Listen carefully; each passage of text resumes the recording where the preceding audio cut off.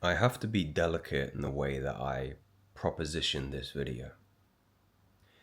If there was an online personality or brand, let's say, that had been experimenting with psilocybin on a microdose level for approximately 2 months, what might that personality experience and what might that brand or personality then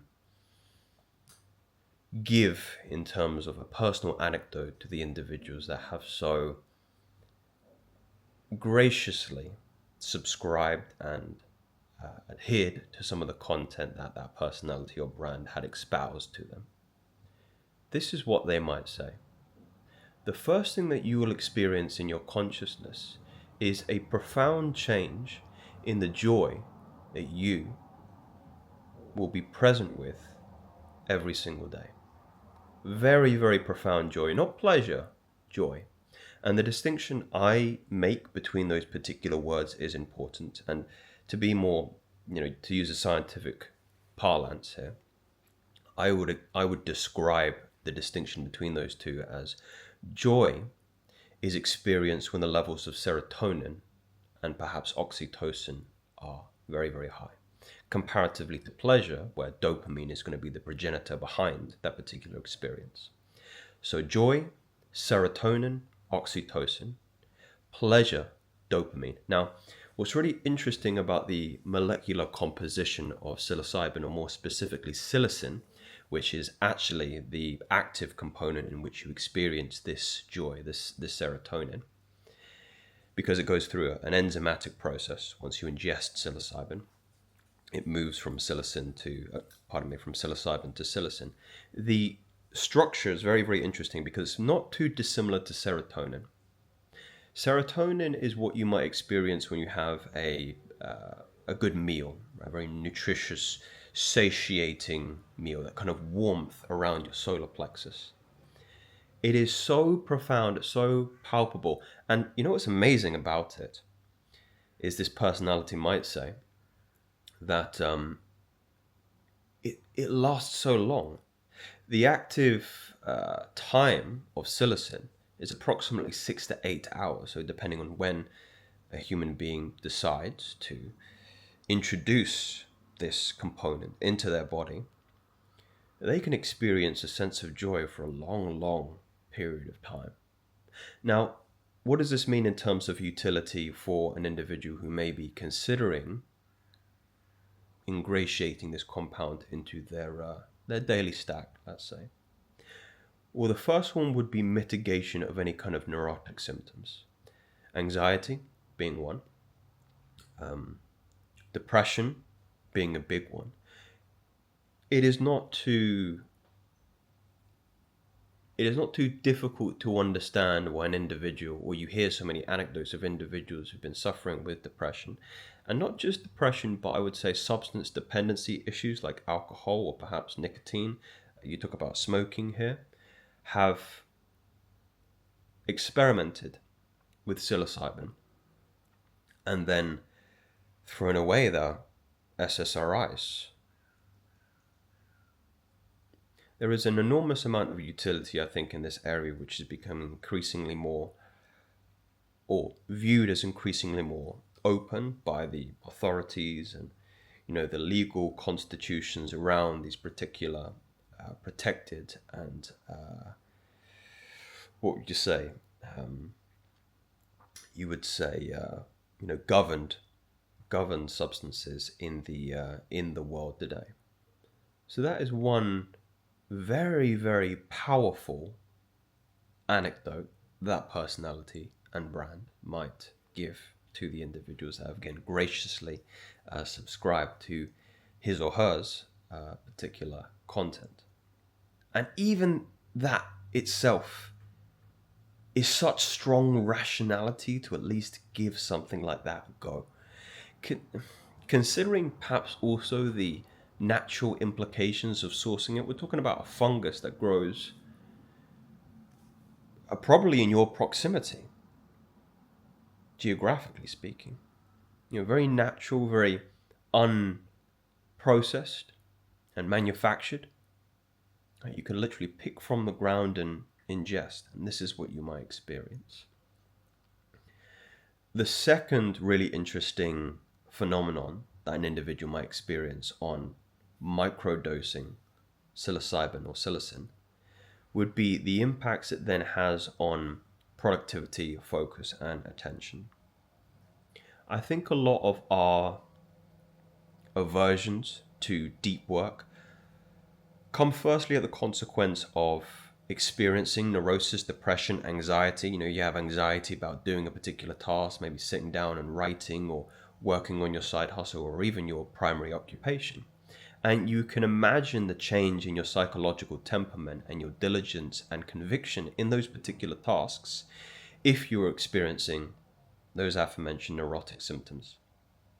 There would almost be a willingness, a a joy to then subsequently commit to those particular tasks if you were in this wonderful state of joy and satiation. That word satiation, I think, comes closer to joy. It's very, very permeating. It's like the personality might describe a warmth that is radiating from the solar plexus that some people might describe as a high, but my interpretations or the personality's interpretations of a high is very kind of heady. But this one's almost full-bodied. Like you feel that satiating joy and light and expansion in every aspect of your body, from your toes to your hands to your eyes, but particularly radiating from the source, which would be the solar plexus. Additionally to that, in terms of that focus, it feels like the individual is more content in a task which may require a large amount of focus and attention to it, because there's not this craving and the sourcing for dopamine in that way, if that makes any kind of sense towards you. The implications for social interactions are very, very great. I mean, I know I've spoken quite diligently about a human being's experience of mitigating depression, but anxiety particularly, there is again, and I do think from the anecdotes that this is derived purely from serotonin. You find the space in which you experience negative internal dialogues is greatly increased. It's almost like that voice gets quieter and quieter in your head until suddenly there's this silence, and there's not a doubt in your mind that that interaction that you initiate is coming from a place of wholeness. Think about that. That's a really profound insight that the personality or brand might espouse to you, that if you're coming from a place of love, satiation, and joy, then subsequently the interaction is fueled from that place. It's like an extension of serotonin in and of itself. And people can feel that, especially women, because women are more acutely sensitive to the micro expressions in body language and also facial language, the small upturned corners of the mouth or the smile in the eyes. They are very, very astute at that, and the scientific corpus recognizes the reasoning behind that is women have to be very, very attentive to children. So it makes logical sense in that regard. Women are very masterful, whether they are aware of it or unaware of it, on reading your energy, which is demonstrated in your facial expressions and your body language equally. And immediately you put that personality at ease, because there is this interesting I think we all do this subconsciously. I think I've become better at this, but there's this interesting kind of dichotomy in which perhaps a stranger approaches you and you're trying to discern levels of threat, and that level of threat might be better understood by, does this person want something from me? Do they, and if you're a woman, do they want their number? Do they want sex? Do they want physical intimacy from me. But when you're moving from the latter perspective, that person is so full, they're so whole, that they're noticing that their joy is not dependent on them. And in that way, you kind of celebrate and enjoy the present interaction for what it is. It's an adding. It's not a taking. It's like the cup is filling over, is overflowing, and they can be there to catch some of the the quenching of their thirst. In that regard, I hope I explained myself well in that respect. Somebody said something very, very interesting to me on the topic of it, and I think to understand this perhaps from a spiritual lens, kind of segueing from the scientific language that I've been using and move more into a spiritual context, is that you are imbibing the consciousness of the fungus or the plant.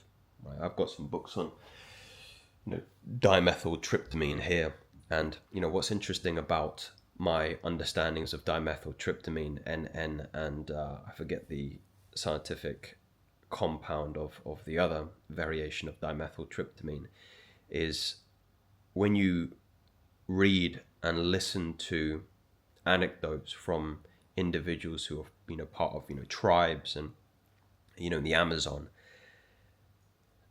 I mean, it feels strange to say, but the plants are showing them the way. Gaia, I believe they refer to the spiritual essence and consciousness of the forest, including the plants and also the fungus, is kind of leading them and showing them the way. And on ingestion of, be it and dimethyltryptamine or something like psilocybin, we are taking in their consciousness, and their consciousness is interacting and integrating into ours, allowing that consciousness or energy or spirit to expand beyond the boundaries of what is considered usual, especially if our consciousness is being strangled by something like neurosis, some of these psychic implications that are crushing and constricting our energy.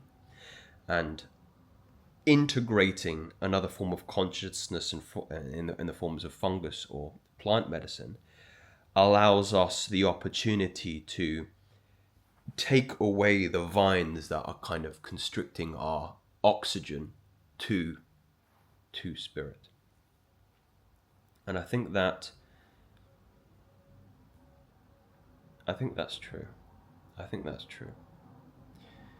If you would enjoy more information on this particular subject, I will consult with those aforementioned personalities and brands, and give you something more from their personal interpretations. If you have any prompts that you feel these personalities or brands would benefit from in terms of a more specific question, then I will be happy to pass along the message.